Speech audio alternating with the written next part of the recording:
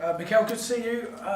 There's lots going on today, but let's start with your team. Let's start with some team news, shall we? There's a few injuries, not as many as there's been previously, but can you give us an update on Martin, on Bakayo, Max, and also Leo came off late in that game against Sunderland? Yeah, Max is still not available. The rest we will see when we make the medical meeting. How's Max doing in his recovery? He's doing very well. I think he will be with us in a week or so, and then he just needs to pick up the rhythm and be available for us. And I saw Mikhail posted a picture across his socials, had his operation. How did it go? And is there any timeline at all about when we could see him in? Could we see him before the end of the season? Well, I think the doctors were really happy the way it went. Now it starts obviously a long process. You're talking about bone healing, so you need to be patient, you respect the timings. I'm sure Mikkel is going to do everything that he possibly can to speed up that recovery. And the time frames, we're talking about months, whether it's 3 or 4 or 5, we don't know. There was a lot of noise over the weekend about the City-Liverpool game, and lots of Arsenal fans were watching it, and I think lots of Arsenal fans were a little bit disappointed at the end that City were able to come back. Did you watch it? What did you make of the game? I understand that, but it's the things that we cannot control. So it's completely up to us what we have to do. We have to focus on us, on the presence. We know every 3 days what is coming, and just enjoy that. And what were the players' reaction to? Because I can imagine they'd have watched it as well, and 9 points is, of course, better than 6. But what's their reaction been? Have you had to give them a message or anything? They were really happy when we beat Sunderland, because we knew that was going to be very tough. Then everybody's in his houses watching it. We have discussed about the way we have to take this constantly and just put all the energy in what we do. That's it. And is there a message that, obviously there's so many ups and downs, changes throughout the title race, and the fact that you're going to be playing twice before, when City only played once, so that gap could keep increasing as well. Is it just remain focused? Remain focused, because that's going to happen from now till the end of the season, and it has happened in the last 6 months. So for us it's something normal, natural, and I'm looking forward to it. And look, there's big news this morning about a fellow manager, Thomas Frank, losing his job. Just wanted to, first of all, get your reaction to the news.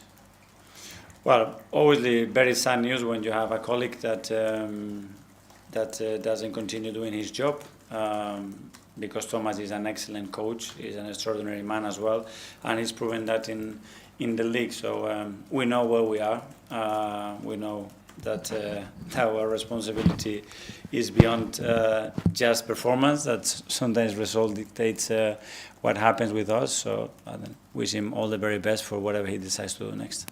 Is the Premier League becoming more impatient these days? I don't know. I don't think you can just take every example in the same possible way. I think the context at every club it's very different, but it's always a possibility. And look, obviously people are going to compare Arsenal and Tottenham, they're rivals playing against each other next weekend. When you look at the two clubs, and since you've joined Arsenal, Tottenham have had 8 different managers in the dugout in that time. Is there an argument of what you're doing, that stability, time, patience, first of all, the success that can bring, second of all, what's been the key to maintaining that stability, not just from the playing staff, but it's also throughout the whole club as well? Yeah, but I think every era is different at every club, because we have in this Premier League 2 of the most iconic managers with Arsene and Sir Alex as well for so many years, and then that scenario changed a lot from both clubs. So I don't know, it depends on many factors. In my opinion, the first one is if you have the players right behind you and they enjoying what they do and they believe in what you do is a big thing. And then you have to win a lot of games, because at the end, if you don't do that, you're not going to continue in the job, and that's the reality of our job. Thanks, Mikhail. For Charlotte from the Premier League. Mikhail, just thinking about the managers who've been sacked already this year, including Thomas Frank, who at different phases of their respective projects at their respective clubs. How do you feel that you have been given the time here at Arsenal, and there seems to be that fit between you and the club, and the project is coming along nicely, you have to say? Well, creating that chemistry with everybody in and around the club, and most importantly, win a lot of games. At the end, is the percentage of wins that you win has to be really high if you want to continue in the job, and then you can go through a spell that you don't win games, and that's the moment that the ownership or the sporting director or whoever it is has to make a decision, and that varies and changes from club to club. How has it made you feel, though, in terms of the fact that you have been given that time to carry out your project here? Well, very happy, obviously. That's what we all wanted from the beginning, and between all of us, we have able to sustain and bring that stability, performance, joy, and progression to the club, and hopefully this season we're going to even be better. Okay, we'll go to Ian from TalkSport. Hi Mikel, how are you? Good, thank you. Again, thinking about the change at Spurs, how does that impact on you for the North London derby? Because you've done all your work this season on taking on a team managed by one man.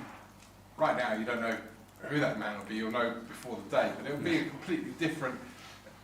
How much as a manager do you then have to be flexible? Well, I think it's happened a lot of times already this season for us. So at the end, you learn the lesson not only with the change of manager, but with what you expect from a manager to do against you as well, because they change it a lot this season. So focus more on us and make sure that what we want to achieve, the way we want to play, the things that want to happen in the game that happens many times in relation or no relation in what they would do tactically, because then the setup is one thing, the player profile is another thing, and the momentum of the game and context is something else. And we have to be able to adapt and recognize that and understand those clues to do what we have to do. More than a quarter of the teams in the Premier League now have changed the manager this season overall. We've got specific windows when players can move. Should we have a similar thing for managers? A window so that I don't know. I don't want to get into that territory. I don't know. I think at the end, people have to have the freedom as well to decide what is the best way to do that. It's always been like that. So I don't know if changing it will help or make it better. I have no clue. A couple of quick ones to finish with. London derbies in general, you've got a fantastic record. Brentford haven't. Does form really go out the window in a London derby, or is it just another game of football? It's going to be a really tough game. We know that the run that they are in, how strong they've been at home as well, the last few results that they had, the work Keith and the coaching staff are doing, amazing. Big credit to them because they are a top side. Finally, the weather has been rubbish in the last few months, as you've noticed. I'm not a meteorological man, rubbish will do.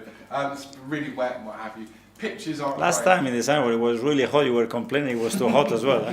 Remember? I have a very small window. Okay, what is the right weather then? 20 degrees? Yeah, thereabouts. But pitches have been poor because a lot of games I mean, you're in every competition. The Arsenal women play on the pitch at the Emirates as well. Brentford play a lot on their pitch. In terms of that, how firstly is tomorrow an advantage not playing on the Emirates pitch for once, and secondly, in general, are pitches becoming more difficult to play on this time of year? Yeah, there are many factors to that. Obviously, the amount of games that we are playing on that pitch obviously puts a lot of stress on it, the weather conditions and the time of the year that it is right now. So we know how important that is. So we are taking responsibility on that and making everything that we possibly can to improve it as quick as possible. Thanks, Mikel. Thank you. Tom from Reach. Hi Mikel, I enjoyed the interview that you did with the amateur coach Alex Lodge recently. I enjoyed it too. In that conversation, you talked about the reflections that you had as a coach, and one of them being how you recognised at the start of your time that you'd over-coached some players tactically, is what was mentioned. I'm curious what it was that you identified that made you realise in a moment. Like, how did you realise that you were tactically going too far maybe at times? I don't know if I said that. I said probably that I put maybe more focus on the tactical and technical aspect than the other aspects. And that shift, because at the end, I think you have to recognize what the team needs, first of all, because as well to create a clear identity and way of playing, you have to insist in a certain way. You want to change the culture, you're going to have invest a lot and put a lot of effort into that. And now it's shifted because I think it's what the team needs as well, the level of understanding and what they have to do.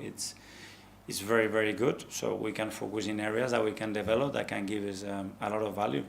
And is it also a case of when you obviously first join a club, you inherit a squad, and over those years gradually you build that squad with players that you've looked at that are tailored to the specific roles that you'd like. Does that mean you have to tactically focus on the game less when you bring in players that you're very specifically focused on? Yes, and probably some of the things that I learned as well, that you can have an idea, you want to do certain things, but at the end, the players' qualities are the most important thing. And ask a player to do something that is not completely comfortable, is not natural, and it won't flow. It might work for a few actions, for a few moments, but in the medium long term, it doesn't. And that's probably the most important thing. That's respect the nature of the player and try to accommodate, if you can, in the qualities that they have. And Mikel, you've spoken before about blocks of games and being able to prepare that way, and I think it's easy to do that maybe at the start of the season when you have the international breaks and natural kind of blocks. Mm-hmm. When you come into this stage of the season where there isn't a break since, I guess, November until March, are you still able to do that, and how do you go about kind of navigating? Yeah, we have done it in different ways, or the Christmas period, or afterwards when we have 4 away games, for example, and 4 different competitions. Now we are jumping from competition to competition every week as well, so it freshes it up. We try to do that to see what we have to do in a very short periods of time, but with the objective to be very present in what we have to do now and what is going to make the difference now in relation to what we want to achieve. And with Martin, you said he's not available. Is there a kind of time frame? Because I think before the game. I didn't say that then. You didn't say that? No. Sorry. I said Max. Oh, Max. Max okay, is not okay. available. Okay, no problem. My pronunciation is terrible. From Odegaard to Max. We'll go to Matt from the stand. Hi, Mikel. Hi. Martin Zubimendi's having the best goal scorer in his career. Have you been surprised with how much he's been able to contribute? Merino, credit to Merino. Merino is showing him the celebration, how to arrive in the box and everything. He's a player that the first time I spoke to him, he said that he had the feeling always that he was a bit constrained to go forward in the position that he's playing, and we try to give him the license in the right moments against the right opponents as well to attack those spaces, and he's been incredible. How long after sort of working with him in training and seeing him up close did you know he had the ability to reach the levels we've seen this season? To be fair, it's been more in games than in training, because in training as well, with the very little time that we have, we focus in other areas, but he has this natural ability to do that, so it's not a big credit to what we've done. Okay, Lotto in the As Live. Harry from BBC. Hi, Mikel. Just one on Victor Gyökeres. Obviously, since the turn of the year, it feels like it's starting to click for him. He's starting to have the impact that people were hoping he would have. As his coach, you work with him every day. You know him. What's changed in your opinion? Can you give us some insight into what you think has led to this click happening now?